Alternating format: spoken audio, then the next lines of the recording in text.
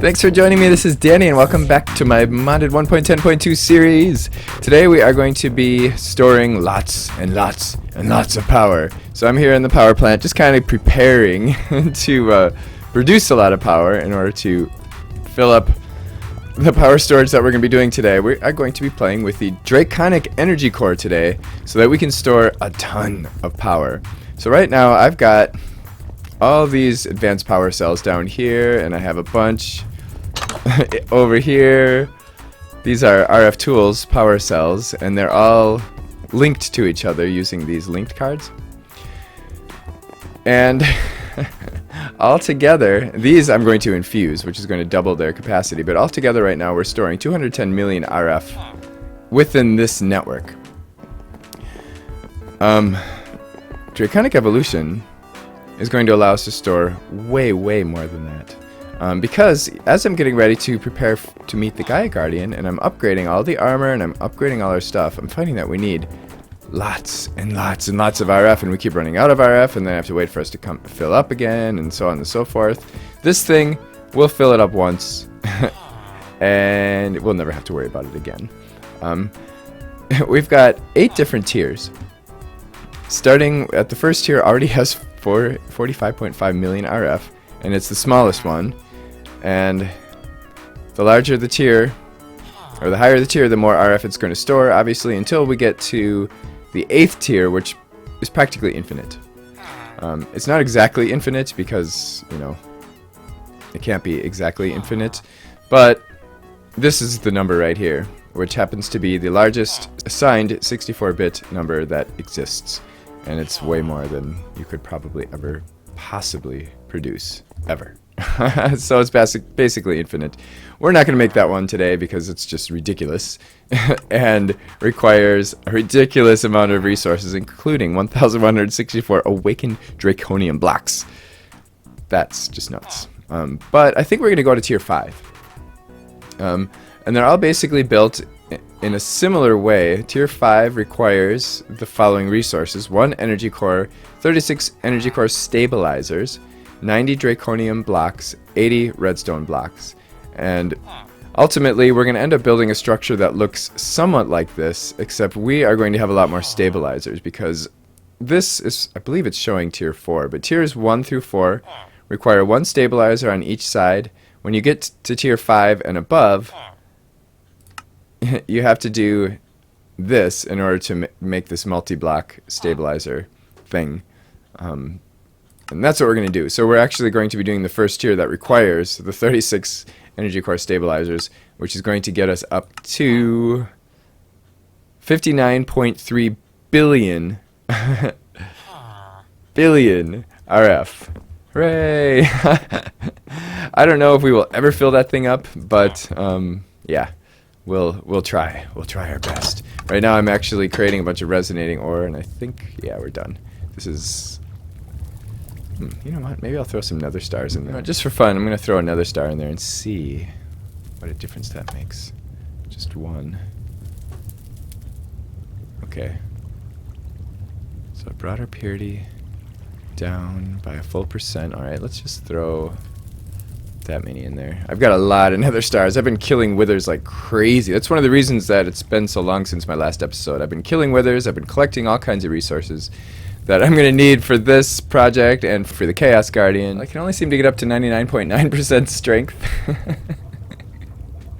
But I think that's going to be good enough. I don't want to waste any more nether stars. Those aren't cheap. Okay, so no matter what tier of the energy core we do, we are going to need the energy core block, which is, you know, a wyvern core. So one nether star and a couple of wyvern energy cores. So it's kind of expensive, but not terrible. That much redstone, that much draconium we're going to need, and then we're going to need 36 of these energy cores, which means 36 draconic cores, and 36 times 4 blaze rods. Ooh, and a lot more redstone. Alright, we set up auto crafting for the stabilizer, so let's see just how many resources we're going to need for this. Oh boy, we're 7 blaze rods short. We have 137. I guess I'll have to go turn on the blaze spawner again. 180 diamonds, 144, oh, so 792. Wow, and 144. Alright, I'm ready. Okay. There we go. Oh, so we're making ingots right now. That's a lot of crafting. Oh, it actually made those really fast. I guess it didn't have to do anything crazy. Alright, so let's grab our advanced dislocator. We're going to go out to our magical dimension. And I think we're going to put this right here. And just make it our like feature. Our little center point feature in our little town here. Because it certainly isn't going to fit in any of those buildings. What we're going to do is we're going to put this guy down. We're going to right click on it. And we're going to tell it what tier we want. It's set to tier 1. So we're going to say tier 4. And then we're going to set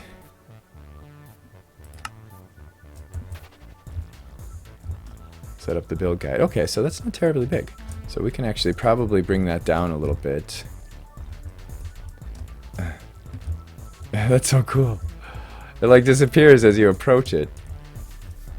Oh, neat. So you can like go into each layer very easily. So there's the redstone, and then there's the draconium blocks. Wow, how cool is that?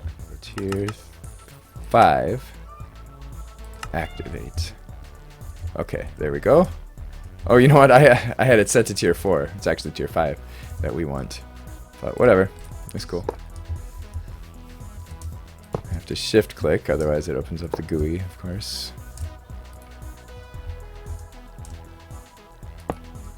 I can't see. Okay, now I can stand here and place that block. And actually, let's get rid of these guys, because obviously we're going to have to place blocks there. This is really cool.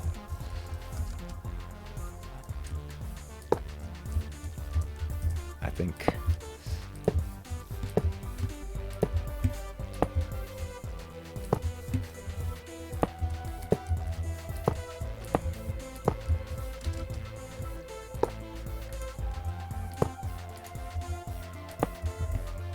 God, isn't that awesome? How it just like builds itself as you... Man, that is so neat. Just placed all the redstone. This is the coolest building guide I've ever worked with. It just makes it so easy to work with that you can so easily see all the layers just by approaching it.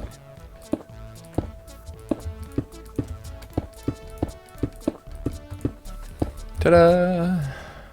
Now we have to build the energy stabilizers. They can be within 16 blocks. We could do the top and bottom too.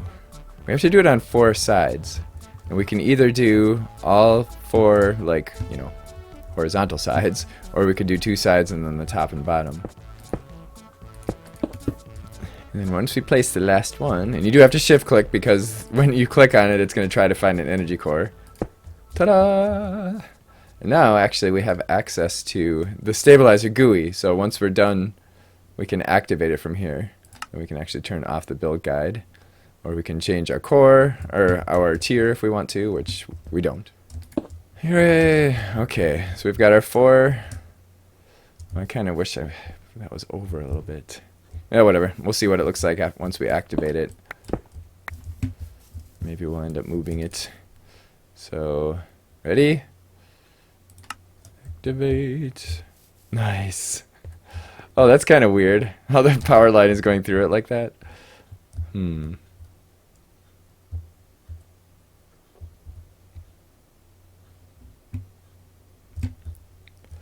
Nice. Well, I ended up moving it over a few blocks because I didn't like it being right along the thing. And we may, like I said, we may actually build a building around this at some point, or some kind of a feature. We'll do something here. We can turn that off. We are at tier 5. We're valid. We have a valid core. We can activate. Ta-da! We have 59.3 billion capacity. Hooray! And we have nothing in there. So how do we get power in there? The answer is with energy pylons. Oh, that's right. We have to make... That's the one thing I haven't made yet. So we need 2 energy pylons and 2 pieces of glass. Hopefully these aren't too expensive. They don't look too bad. Oh boy. Are we... We're... Oh my god, we are actually out of emeralds. There we are. That was easy enough. I just drilled down. It took me like a half a second to come all the way down here. And then I just did this with, you know, that. That is nuts. Look at all the stuff I'm exposing in here that quickly. Nice. I got 15 emeralds out of that fairly easily. That was nice. So 2 energy pylons. Oh, okay, I guess we'll make 4. Actually, that probably is a good idea. So we can set these guys up anywhere within 16 blocks of the core. So we could have one here or whatever. And then we put a piece of glass on top. And then it turns into that by right-clicking. So it shows us that it is connected. And then when we right-click on this, we switch it between output and input. Okay, so right now it's input. So now if we take a power cell and set it to output, we see that it is draining and our power is going into here. Hooray! It used to tell you how much power it has when you hover over it. I guess we have to click on this now. So, energy core. So we have about 4 million RF in there right now because it took it out of this power cell. And then if we switch back to output and change this to input, then we'll see that this thing filled up almost instantly. Holy crap. This thing can handle 20,000 RF per tick. Actually, we should infuse it so it can handle 30,000. This thing is almost infinite. It's 2.1 billion RF per tick per side. So we could set up like 1, 2, 3, 4. We could set up 5 of these guys, which will each do 30,000 RF per tick. 150,000 RF per tick, which is going to be more than enough. And we've got 4 of them. So, wow. So we'll be able to seriously have some thorough... Oh, we're pouring tons of energy in here right now. You can see the little particle effects. That's cool. And this is actually energy we're using. We're using a lot less than we're producing right now, which would make sense because we're not really doing anything crazy with our RF. But I have this guy set up with 5 advanced power cells connected to it, each of which can pull 30,000 RF per tick, and they're all pulling it into the same network. I'm actually going to set up a second one with 5 more of those, so that we'll be able to do like 300 million RF per tick. Wait, no, 300,000. Yeah, we'll be able to pull 300,000 RF per tick from here in total once I do that. Right now we're only able to pump in 30,000 RF per tick, which is all we're producing, so that'll be fine for now. We'll have to up our production eventually, but for the time being we're producing more than we're using, so this thing's going to fill up, and we're going to have a really, really huge buffer. It's going to take a really, really long time to fill this thing up, though. At least with our current power system, because we're only producing like maybe 20, 30? We're about 30,000 RF per tick. Check out this. 100% purity, 100% quality, 99.9% strength, and 100% efficiency. Okay, let's check this thing out. About 20,000 RF per tick, 19,972 RF per tick. Cool, that will help. That'll definitely help. Well, this has been going for a while. I think we're producing about 30-some thousand RF per tick, and we're still only 5% full, which is 3 billion RF. So we've got a lot of freaking power already, even though this thing is only a fraction filled. But we've got these guys coming in on link ID number 3. So all of our power gen is sending power, is connected to an advanced power cell in network ID number 3. So, which is separate from everywhere that we're pulling power. So we're pulling power, wherever we're using power, we're pulling it from network number 2. This is definitely giving our power system the stress test, as we'll see if we head back to our power plant. we'll see that everything's running constantly now. Like, all of our machines are running, and we were really getting close to running out of oak wood, which is one of our main sources of power, because we're making syngas out of oak wood, and you can see how quickly we're going through it. And then we're using that to produce RF in our gas turbines. And then we also have all these coal generators running. These guys are using apple and ooh, I wonder, I should probably check on those resources as well. Although we're only generating like 320 RF per tick from rocket fuel, so that's not as big of a deal. But then this guy's running constantly, so eventually we're gonna run out of resonating crystals probably, but that should be fine. I'll just make some more every once in a while. I don't have that whole process automated. And this thing is running constantly too, and we're actually keeping up so far, although we're running low on apples. So what I ended up doing, we've got this tree farm over here, which is really freaking slow. This is the forestry tree farm. It's actually the smallest forestry tree farm, if I remember correctly. So we could actually make that much larger, but it's still, the harvesting is slow. I mean, as you can see, it takes a while. The trees sit there for a while before it actually starts to harvest them. So this is really not our main source of wood from this tree farm. It's more of a, just kind of a nice cutesy little tree farm. And then over here we had our Neotech tree farm with greenhouse glass above.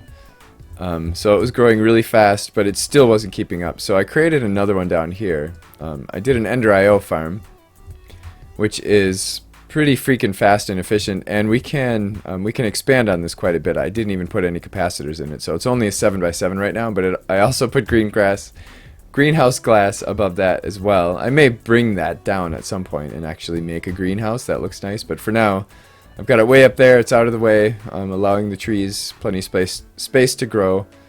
I should probably put it up higher so that we can't see it, but whatever, it's fine.